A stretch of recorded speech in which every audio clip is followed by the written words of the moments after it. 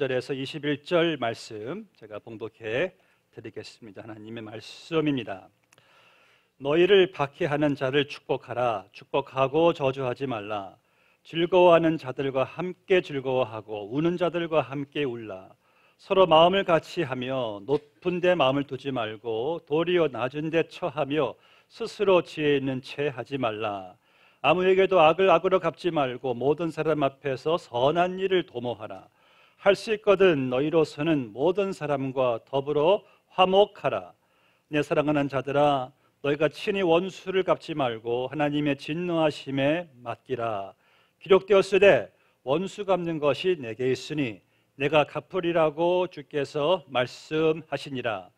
내 원수가 줄이거든 먹이고 목마르거든 마시게 하라. 그리함으로 네가 숯불을 그 머리에 쌓아 놓으리라. 악에게 지지 말고 선으로 악을 이기라. 지난 이 4주에 거쳐서 우리가 로마서 12장의 성도 시리즈 설교를 했습니다. 오늘 아쉽게도 그 마지막 이제 설교에 우리가 접하게 되었습니다. 이 설교를 들으시면서요, 도전을 참 받았다는 분들이 계십니다. 참 제가 또 보람이 있는 또 5주간의 또 시리즈 설교였습니다. 이 구원받은 사람들은 어떻게 살아야 되는가에 대해서 로마서 12장에서 이렇게 살라고, 그러므로 이렇게 살라고 1절에서부터 말씀이 전개되고 있습니다.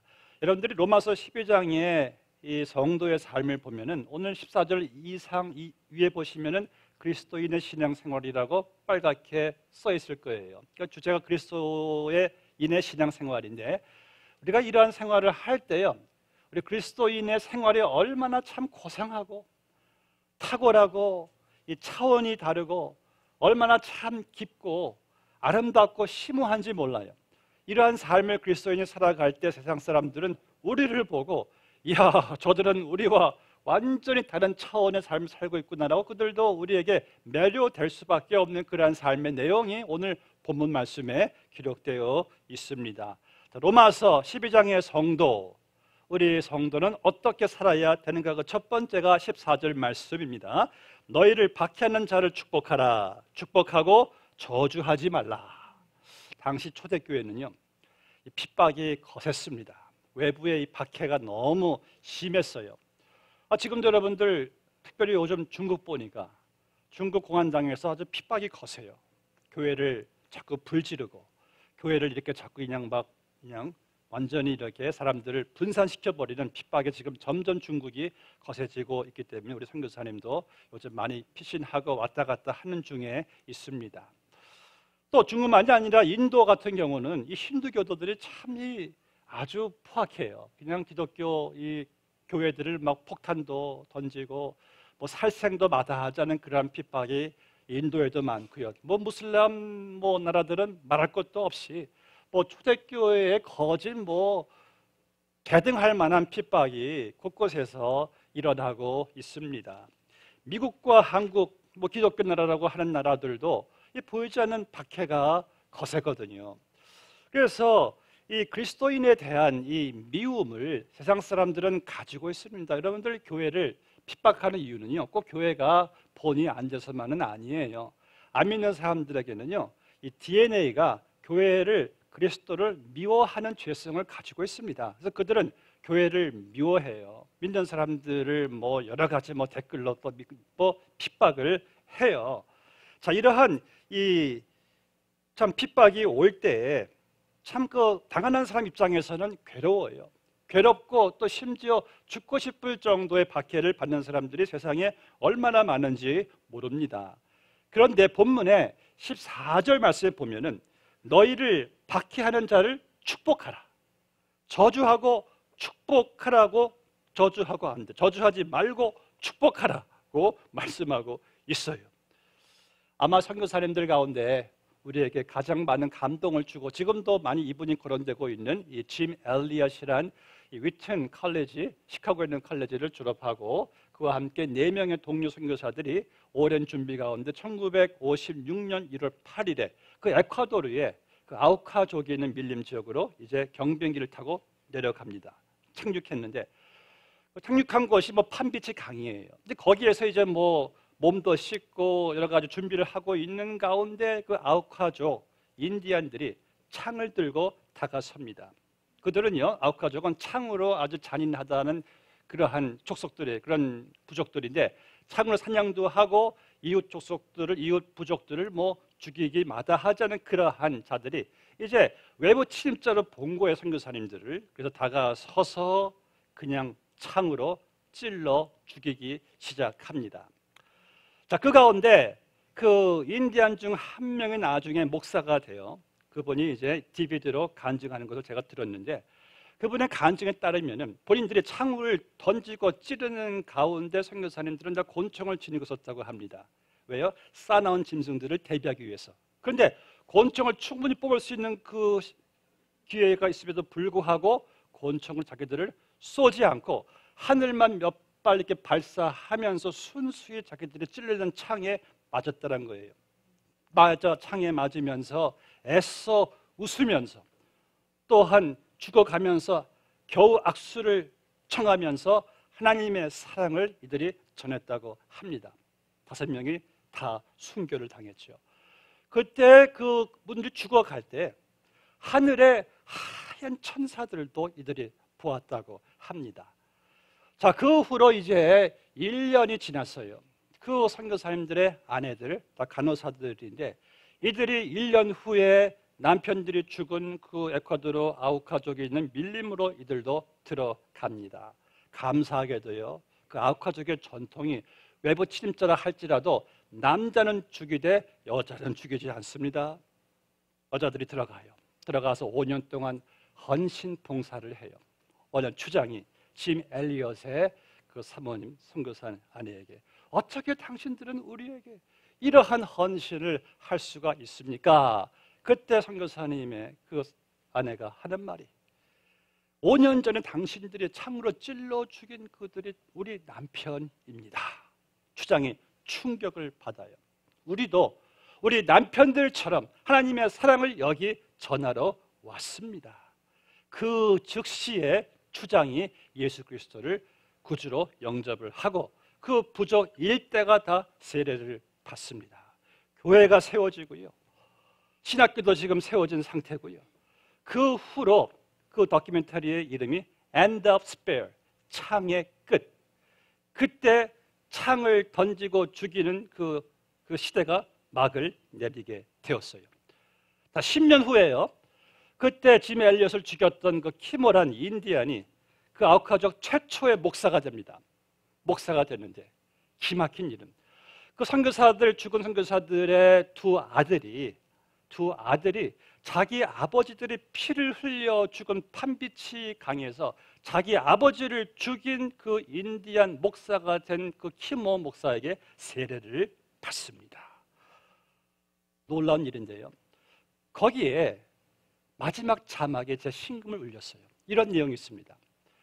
그때 만약 이들이 창으로 던지고 찔렀을 때 선교사님들이 만약 총으로 대응을 했다면, 총을 발사했다면 에콰도르의 아우카족의 선교는 끝났을 것이다.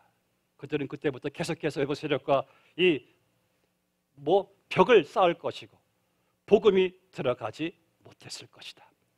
성난 얼굴로 자기들에게 창으로 공격하는 이들에게 사랑으로, 용서로, 축복으로 맞이하는 바로 그 시기에 아우카족의 선교의 문이 열렸다는 거예요.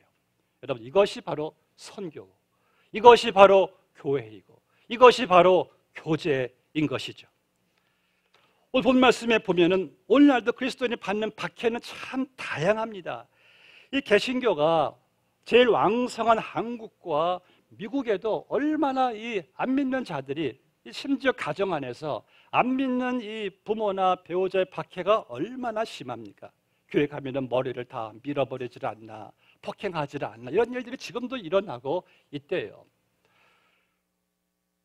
또 그런 일만이 아니라 우리가 또 이 예수 믿는 교회 안에서도, 오늘 본문 말씀은요, 교회 안에서도 일어나고 있는 박해를 지금 거론하고 있는 거예요.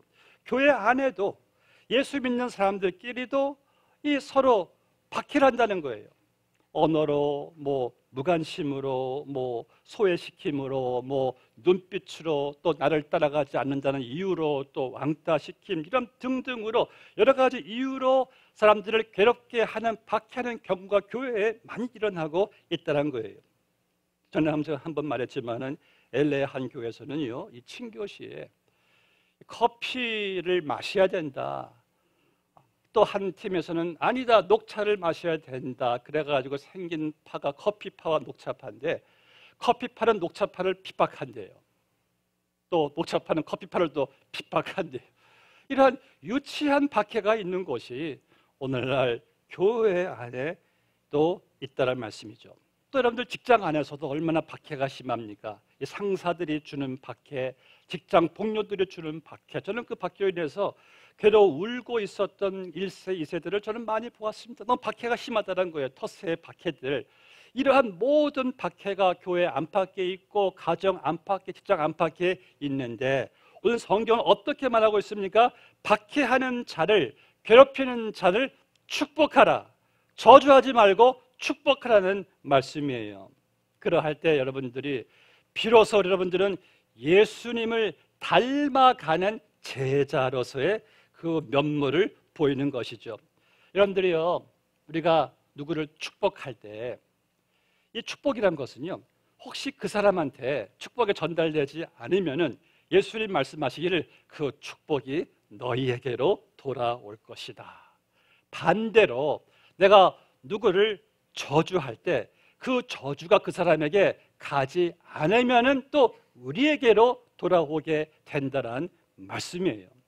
저는 그래서 우리 자신을 위해서라도, 우리 자녀를 위해서라도 여러분들이 정말 될 수 있는 한 축복을 많이 하셔야 돼요. 혹시 여러분들 입에는 축복이 더 많습니까? 아니면 저주가 더 많습니까? 성도님 기도 가운데 은혜를 받았습니다. 우리가 어떻게 한 입으로 찬송이 나오고 저주가 나오겠는가? 성도의 입에 주님께서 담아두신 권한은 오직 축복밖에 없어요. 축복하라, 축복하라예요. 그래서 오늘 여러분들이 누구를 만나든 누구를 접하든, 심지어 그 사람이 내게 원수이다 할지라도 여러분들은 그분만을 위해서가 아니라 나를 위해서라도 여러분들이 축복해야 됩니다. 여러분들의 직장이, 여러분들의 가정이, 우리 교회가 이런 축복으로 넘치시기를 주의 이름으로 축복합니다. 둘째로 그리스도인의 성도의 삶, 15절 말씀, 즐거워하는 자들과 함께 즐거워하고 우는 자들과 함께 울라. 참 좋은 말이에요. 근데 여러분 이거 아십니까? 내 가족이면은요, 혈육이면은요, 함께 우는 거 너무 쉬워요. 저절로 함께 울게 돼요. 팔이 안으로 굽으니까요. 또 내 가족 중 누가 일에 잘 되면은 내가 더 신나요. 가족이니까. 근데 성경은 그런 당연한 일 하라고 지금 여기 기록된 것이 아니에요. 누구나 할 수 있는 그러한 같이 울고 같이 좋아하다가 아니라 여기서 말씀은 이웃입니다. 이웃. 남이에요, 남. 그런데 이웃도 내가 잘해주는 이웃은 우리가 같이 울 수 있어요. 그렇죠? 내가 좋아하는 이웃은 또 같이 즐거워할 수가 있어요. 그런데 이거 아십니까? 내가 좋아하는 이웃이라도 이상하게 사람 심리가요, 그분이 일이 안 될 때 같이 슬퍼하는 거는 할 수 있는데 일이 잘 될 때는 어딘가 모르게 조금 좀 배가 좀 서서히 좀 아플 때가 여러분 있지 않을까요? 여러분들 그렇지 않겠지만은 이 1800년 전에 크리소스토임이라는 설교자가 이런 말을 했습니다. 우는 자와 함께 우는 것은 웃는 자와 함께 웃는 것보다는 쉽다. 우리가 웃는 자와 함께 웃기 위해서는 훨씬 더 고상한 인격을 필요로 한다. 맞는 말이에요. 이상하게 내가 잘 모르는 사람이 잘 될 때는 who cares? 별로 이렇게 마음이 안 가는데 가까운 사람이 잘 되면은 사촌이 땅을 사면은 배가 슬슬 아프다라는 이러한 옛말도 있는데, 그래서 우리 사람 마음에는요, 내가 가까운 사람, 같은 동격인 사람이 잘 될 때는 이 견제하는, 조금 싫어하는 다 심리를 가지고 있다고 합니다. 여러분들 최초의 성경에 살인 사건이 언제 일어난지 아십니까? 최초의 살인사건, 이 가인과 아벨이, 가인이 형이고 아벨은 동생인데 제사를 둘 다 드렸어요. 근데 하나님께서 아벨의 제사를 축복하시고 받으시니까 가인이 그 동생에 대한 미움과 질투심으로 동생을 밖으로 유인해서 그냥 돌로 쳐 죽입니다. 최초의 이 사건도, 살인사건도 결국 질투심에서 빚어진 것을 보게 됩니다. 그러니까 여러분들, 아담 이후로 모든 사람들이 본성적으로 그런 심리를 가지고 있다는 거예요. 그러나 주님께서는 뭐라고 말씀하세요? 슬퍼하는 자와 함께 슬퍼하고 즐거워하는 자와 함께 즐거워하라. 더 놀라운 사실은 오늘 본문의 문맥을 볼 때 우리가 함께 슬퍼해야 될 사람, 즐거워해야 될 사람은요, 여러분들을 박해하는 사람들이에요. 나와 원수된 사람들이에요. 그런 사람들과 함께 슬퍼하고 함께 즐거워하래요. 여러분들, 내가 정말 미워하고 싫어하는 사람이 힘들 때 그거 참 쌤통이다. 저 그런 말 어렸을 때 많이 했어요. 쌤통이다, 그거. 다 순수 한국말이에요. 그렇죠? 그런데 더군다나 내가 미워하는 사람이 잘 될 때 함께 즐거워해줘요. 이게 얼마나 여러분들 힘든 일이에요. 난 그거 죽어도 못해. 그런데 성경은요, 그렇게 하래요. 그렇게 하라고 합니다. 왜? 너희의 축복을 위해서, 너희의 평안을 위해서. 더군다나 여러분들, 예수님의 한 피바다 한 몸 이룬 우리 천국 한 식구들이, 한 형제 자매들은 서로 마땅히 그러셔야만 하겠죠. 함께 슬퍼하고 함께 울어주고 함께 즐거워해주는 공동체, 이것이 바로 그리스도인의 생활이죠. 세 번째 말씀 보니까 16절 말씀입니다. 서로 마음을 같이 하며 높은 데 마음을 두지 말고 도리어 낮은 데 처하며 스스로 지혜 있는 채 하지 말라. 여기 보니까 구원받은 성도의 삶을 요약하니까 15절 말씀의 요약은요, 간단해요. 겸손하라입니다. 겸손하라. 성도의 생활은 겸손한 생활이에요.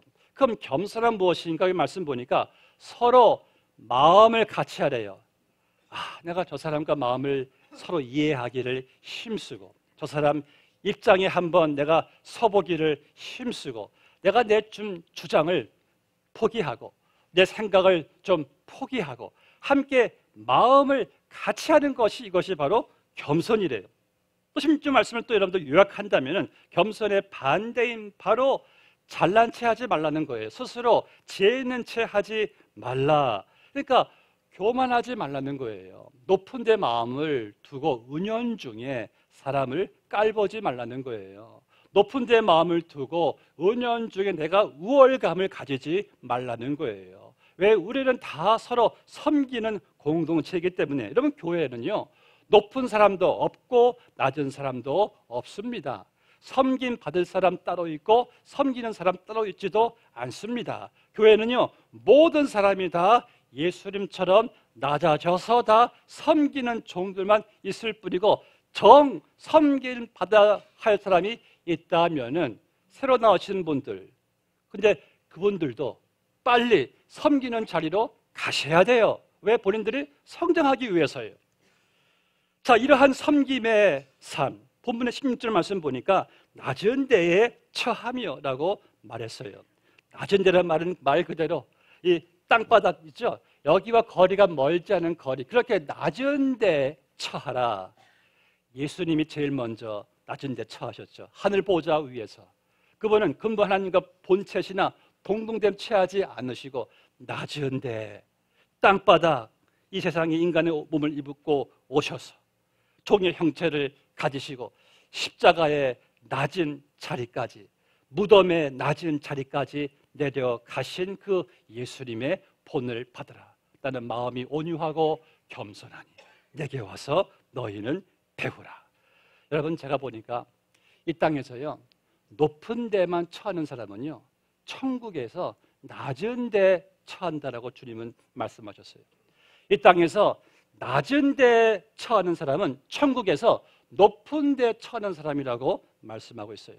그러니까 낮은 데로 내가 처해야지만이 거기서 비로소 예수님을 만날 수가 있는 거예요. 왜? 예수님은 낮은 데 계시니까. 그런데 내가 높은 데만 처하기를 원하면은 거기 누굴 만나요? 사탄도 만납니다. 사탄이 하는 일은 여러분들을 높은 데로 우리를 교만하게 끌어가가지고 거기에 자기가 행했던 일을 동시에 행하게 만드는 것이죠. 여기에 대해서 그 하영조 목사님 지금 돌아가셨지만 오늘의 교회 돌아가시는 그분이 이런 말을 했어요. 저희 교회는 예수님이 없어질 확률이 많은 교회입니다.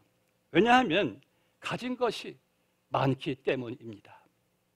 참 깊이 생각할 수 있는 내용이에요. 우리가 가진 것이 많은 것, 크고 좋고 많은 이런 것이 오히려 예수님을 사라지게 할 수 있는 확률이 있다는 거예요. 예수님은 그런 가진 것에 있기를 기뻐하시는 분이 아니라 낮은 데 처한 그런 상황에서 주님께서 나타내기를 기뻐하시는 것이죠. 제 친구 목사님 가운데 우리 교회에서 한번 부흥집회인도 하셨잖아요. 진재영 목사님, 지금 한국 지구촌교회 담임하고 있습니다. 지구촌 여러분들 알다시피 메가처치 수만 명이 모이는 교회예요. 이 친구는 저같이 1.5세 목사인데요. 아주 겸손하고 순수한 목사님인데, 제가 지난해 그 교회에 갔을 때 그 담임 목사님과 함께 저를 교회가 대접하는 그 상황 속에서 저는 정말 이 담임 목사의 그 위상과 그 받는 대우가 완전히 그것은 대기업 수준이더라고요. 목사님과 함께 식사를 같이 하면서 제가 친구 동료니까 이런 말을 했어요. 진 목사님, 이러한 목사의 위상과 대우를 받으면서 참 천국에서 상급을 받을 수 있을지가 참 매우 두렵습니다. 당신만큼은 1.5세 때묻지 않는 목사님이시니까 끝까지 순수함을 지켜줄 것을 제가 믿습니다. 지난 주일날에요. 지난 주일날 그분이 주일날 설교 시에 공포했어요. 저는 이제 8년 동안의 이 지구촌 교회 담임 목사 사역을 내려놓고 저주스러운 땅 케냐 선교사로 저는 가고자 합니다.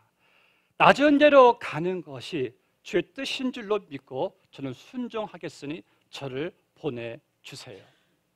지금 그 소식이요, 지금 한국교회에 정말 기업화되고 세속화되고 크고 이 많은 것만 좋아하는, 지금 문제가 얼마나 많습니까? 목회, 세습이니 뭐니.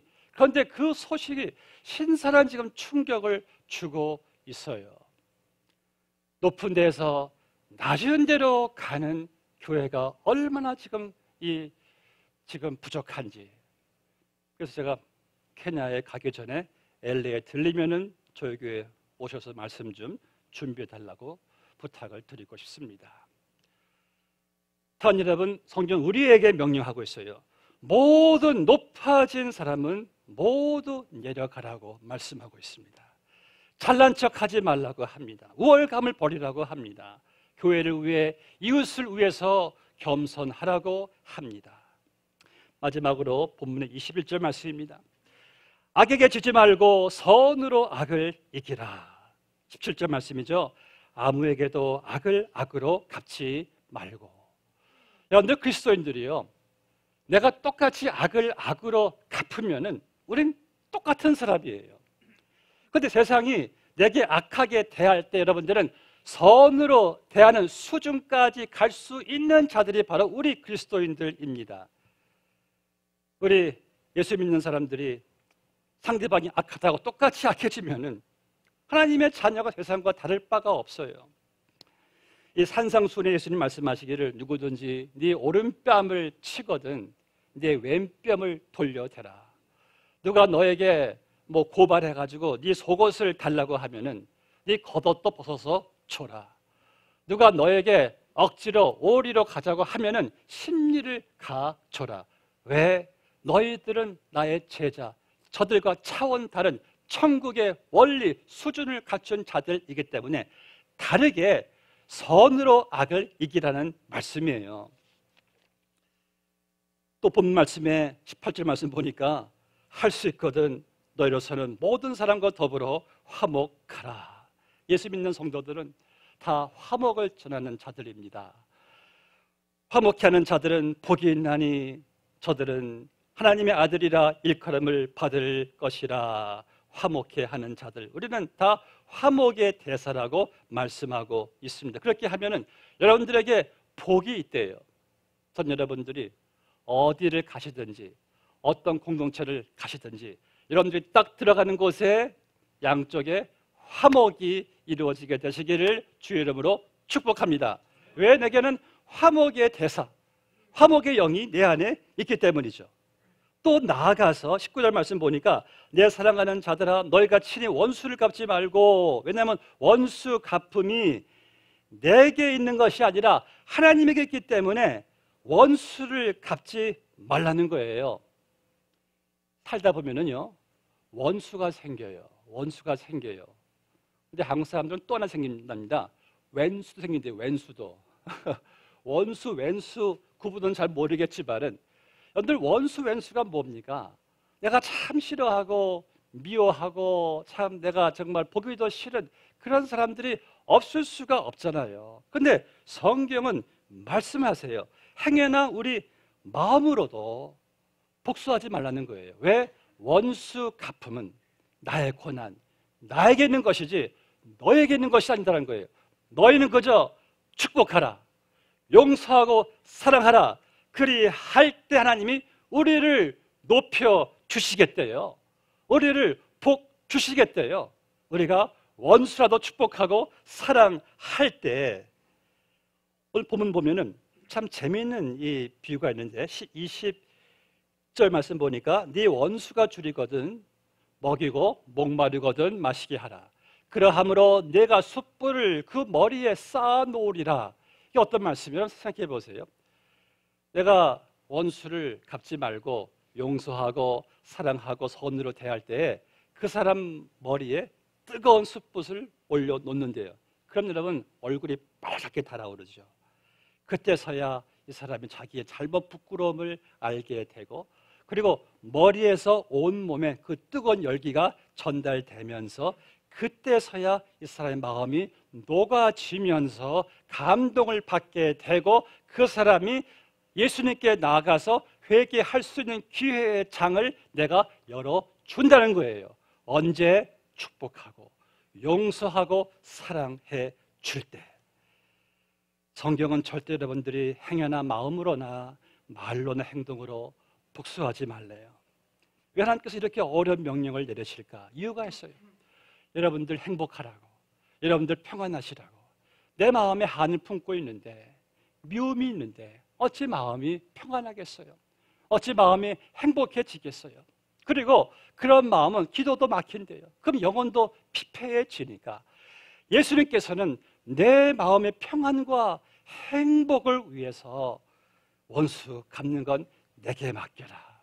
내가 알아서 할 테니까 네가 할 일은 너를 위해서, 그를 위해서 용서하고 축복하고 사랑해 주라는 거예요. 자, 이제 로마서 12장에서 말씀하시는 성도의 생활, 이것이 주님이 원하시는 가정, 사회, 교회입니다. 오늘날 왜 이렇게 많은 사람들이 교회에 모이는데 왜 이렇게 능력이 교회가 없을까요? 세상과 비슷해서 그렇습니다. 교회가 세상과 별로 다른 것이 없어요. 원수를 미워하고요, 나를 받게 하는 자들을 저주하고요, 또 모두 이익을 따라 살고요, 필요가 있으면 하고 필요 없으면 하지 않고, 이것은 교회가 아니라 세상입니다. 여러분, 교회가 절대 크다고 능력 있는 게 아닙니다. 이 초대교회는요, 교회들이 다 작았어요. 이들은 많이 모일 수 있는 공간 예배당도 없었어요. 다 가정교회들이었습니다. 그런데 이들이 유럽 일대를, 온 세상을 뒤엎어 버렸어요. 언제? 이들이 로마서 12장의 삶의 명령에 순종했을 때. 그들은 자기들을, 돌을 던지는 자들을 축복했어요. 사랑으로 품고 용서했어요. 그들의 그러한 삶이 그 세상을 뒤바꾸어 놓은 것을 보게 됩니다. 그래서 중요한 것은 작은 교회라도요, 진짜 교회가 되는 게 중요합니다.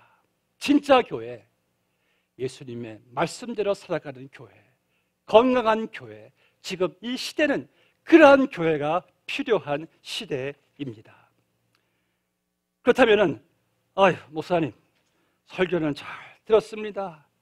그런데 그 말이 쉽지, 그거는 저는 제 체질이 아니에요. 저는 그거 죽었다 깨어나도 그거 저는 못해요. 혹시 이런 말을 생각할 수 있는 사람들이 있을지 모르겠지만, 그렇게 생각하시면 여러분들 그 말이 맞습니다. 동시에 또 틀립니다. 왜 맞습니까? 나는 죽었다 깨어나도 이러한 삶 살지 못해요. 어떻게 원수를 축복해주고 어떻게 박해하는 자들을 내가 또 축복해줄 수가 있어요. 나는 그거 못하지만 우리는 거기에 실마리를 12장 1절 첫 마디에서 깨닫게 되죠. 그러므로 형제들아, 그러므로는 어떤 말씀이에요? 11장까지 하나님께서 베푸신 모든 은혜, 하나님의 사랑이 성령 안에서 부음바 되었고, 또 예수 그리스도가 내 안에 있고 성령께서 내 안에 계심으로 말미암아 나를 통해서 그분이 이뤄가실 모든 일들, 이런 말씀을 다 하신 다음에 그러므로 너희는 이러한 삶을 살아가라는 거예요. 여러분들 안에는요, 이런 초자연적인 능력이 내 안에 임했어요. 내가 절대 할 수 없는 이 놀라운 일을 그분이 행하신 다음에 그러므로 예수 그리스도 안에서 성령으로 말미암아, 아까 찬양 가운데 성령의 권능이 내게 임했으니 너희가 증인이 되고, 그렇지 않습니까? 성령이 임했으니까 원수라도 사랑할 수 있는 자리까지 갈 수 있는, 우리는 증인이 될 수 있는 권세가 내게 임했어요. 우리는 이 힘으로 이제는 놀라운 이 기적과 같은 이러한 삶을 살 수 있게 되었다는 것이죠. 말씀 맺겠습니다. 제가 지난주 금요일 날도 짧게 언급을 했지만은, 제가 전에 섬기던 교회에 64세 되신 여집사님, 이분은 자기도 알고 온 교회들이 알았어요. 저분은 자기밖에 몰라, 자기 식구들밖에 몰라, 그런 분이었어요. 근데 이분이 어느 날 컴패션에서 관여하고 있는 그 고아원 사역을 이제 선교지로 호기심을 가지고 가게 됩니다. 가서 돌아오는데 완전 딴판의 사람이 되어서 돌아오는 거예요. 사람이 완전히 뒤바뀌어서 돌아왔어요. 그리고 이제 간증을 우리 앞에서 하는 거예요. 목사님, 저는 저밖에 모르는 사람이었습니다. 목사님도 알고 교우도 알고 그저 저는 저와 우리 식구들 거기까지만이었어요. 그런데 제가 제 안에 다른 사람들도 섬길 수 있다는 능력이 있다는 것을 제가 처음 깨달았어요. 어떻게 나 같은 사람이 어떻게 저 하나님께 섬김을 줄 수 있는, 쓰임 받을 수 있다는 것이 너무나 신기하고 놀랍다는 거예요. 그때 그 이야기를 듣고 있었던 교우들도 뻔히 그 사람을 전부터 알고 있었던 터라 같이 눈물을 이렇게 훔치던 경험이 기억이 납니다. 사랑하는 여러분, 여러분 안에는요, 우리가 상상하지 못할 예수 그리스도의 성령의 초자연적인 영적 은사가 우리 안에 임했습니다. 내가 못할 것을 그분이 하시기를 원하세요. 우리 모두가, 우리 교회가요, 이 지역에서 로마서 12장의 성도로 우리가 거듭날 때에 여러분들은요, 이 지역은 물론이거니와 미국 전역에 아름다운 소문을 낼 수 있는 놀라운 교회로 거듭나게 될 줄로 믿습니다. 기도하겠습니다. 아버지 하나님, 감사합니다.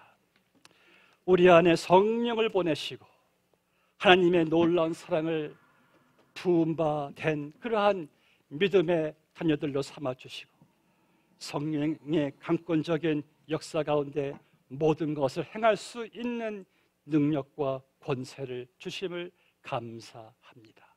이제 저희들이 로마서 12장의 성도의 삶으로 세상 사람들을 매료시킬 수 있는 증인의 삶으로 저희들이 살아가기를 원합니다.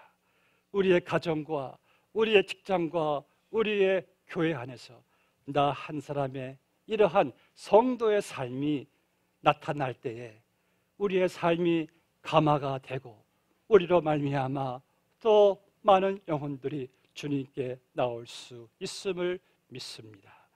주여 감사드립니다. 예수님의 이름으로 기도드리옵나이다. 아멘.